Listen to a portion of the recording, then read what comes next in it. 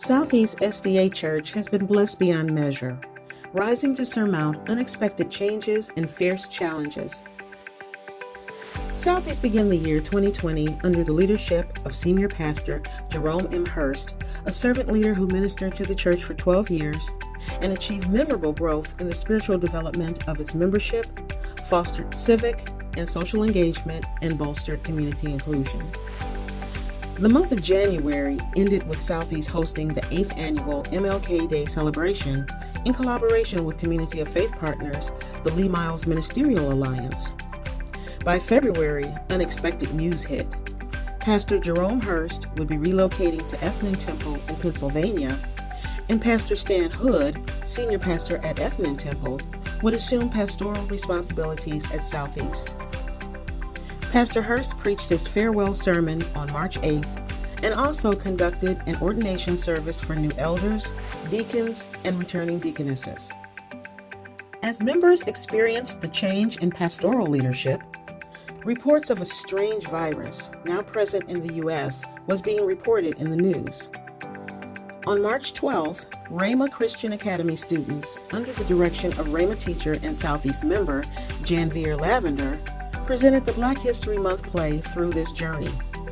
On March 13th, just one day after the play was presented, Allegheny West Conference announced the temporary closing of churches due to the COVID-19 pandemic. The news was shocking and surreal. To experience an abrupt change in leadership is reason enough to throw a congregation off course. But Southeast was also facing the reality of maneuvering a pandemic with no playbook to consult. On March 28th, a physically closed Southeast SDA Church experienced the beginning of firsts with the virtual installation of its new shepherd, Pastor Stan Hood, and his wife, Elder Elisa Hood. The couple hit the ground running. On April 7th, Pastor Hood called a virtual family meeting to introduce himself, Elder Hood, and 10-year-old Micah to the church. Although in-person services were not possible for a while, flexibility and creativity became the order of the day. The Community Service Department continued to feed the community. According to Beverly Leverett, Director of Community Service, we had 2 distributions: pantry distribution, where we served approximately 200 families per distribution, and mobile produce distribution, where we served approximately 210 families per month. Initially, Sabbath School met through Zoom meetings on Sabbath mornings. Elder Brooks moved Sabbath School to Friday nights and opened it up to various guest moderators, including pastors from all over the country.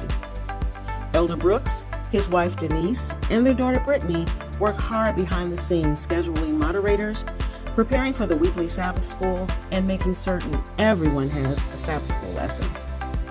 By live streaming services from the church website, Facebook Live, YouTube, and Roku, members of Southeast remain connected and more people have access. Keith Dixon and the media team broadcast weekly worship services, special programs, and produce the e-bulletin. The Southeast Praise Team, under the direction of pianist Rodney Hubbard, faithfully set the atmosphere of praise week after week.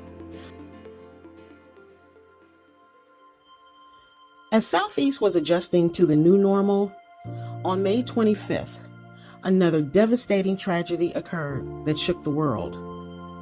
Less than 1 week later, Pastor Stan Hood and Pastor Glenn Allen flew to Minneapolis as representatives of Allegheny West clergy. The 2 pastors sought to comfort and lighten the burden of a community devastated by tragedy.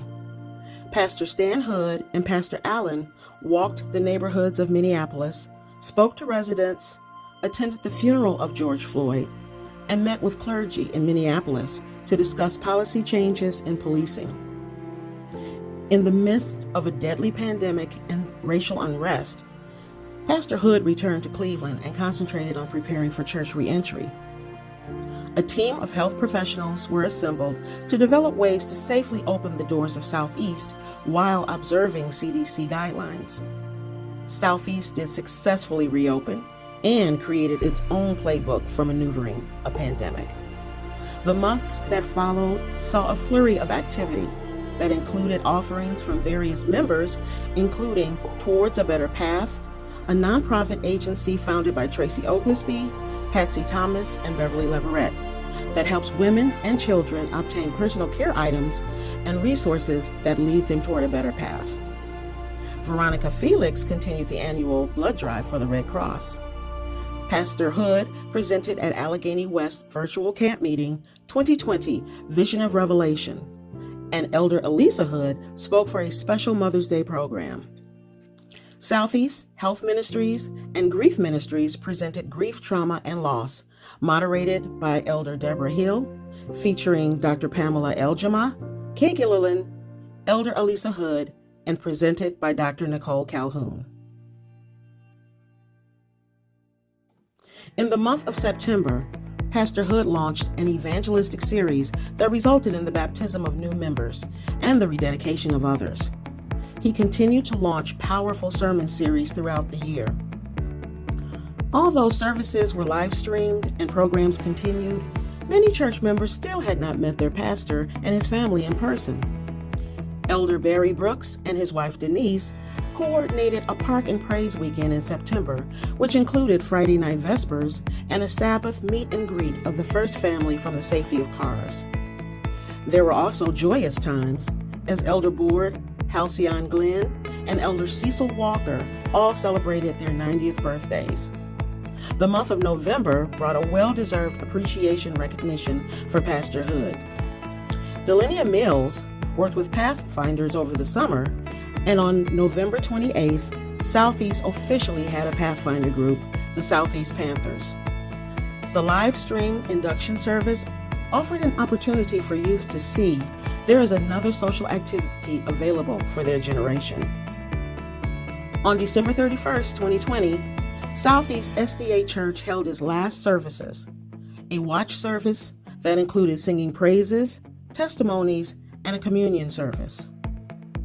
This year-end review hardly describes every event and program that was presented during 2020. It was an incredibly busy year for a church that not only survived a change in leadership, a pandemic, racial and social unrest, but with God's leading, thrived and met all challenges with faith, determination, and grace.